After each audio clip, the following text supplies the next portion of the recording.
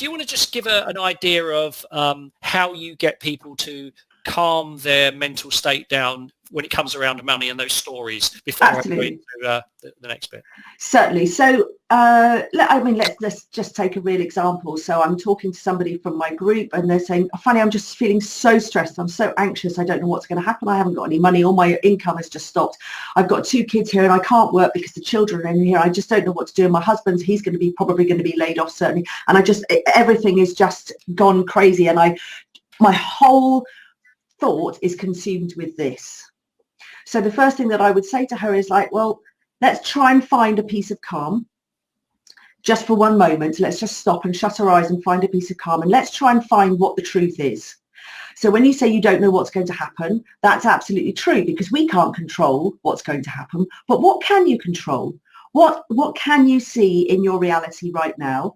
You know, what's your bank balance? Have you made a budget? All those good. We're going to talk about practical things at the moment in a minute, but it's like looking at the real reality, the clarity, and finding that piece of calm, because you can't move forward from that. And if we're talking about the money types again, that would be the innocent, who is like worried about the future, wants somebody to come along and just rescue it, doesn't know what to do, doesn't have the knowledge, and it just goes into a place of panic. Well, let's now just touch on this, because everyone will have their own kind of feelings and their own history and their own stories. Let's just let's get some classic lines out that we know people tell themselves. So my classic one that I used to tell myself when I was younger was, "I'm no good with numbers." Okay, let's just explain that. I was in the top set for maths when I went to my tough comprehensive. Okay, where if their whole objective was you to not fight, not to get expelled, and not to go to prison.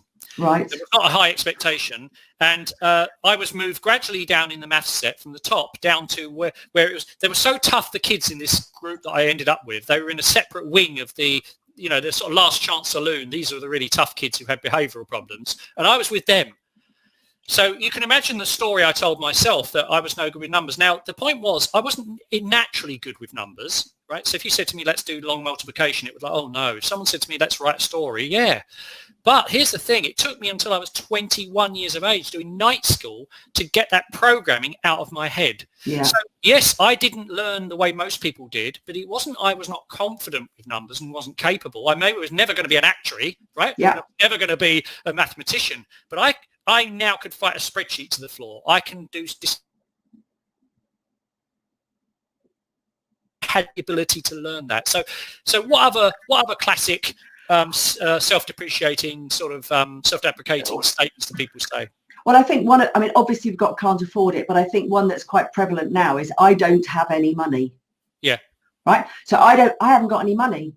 So what does that actually mean? So you've got a roof over your head, you've got clothes in the wardrobe, you've got a mobile phone on contract, you've got a car on the drive, you've got food in the cupboard.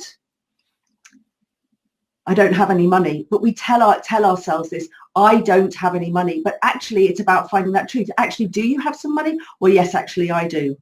And that's a typical one that is very relevant now. Give you an example. I've got 2 laptops there and 3 old mobile phones. Laptop to Direct and Mazumba are 2 companies that will buy your old kit.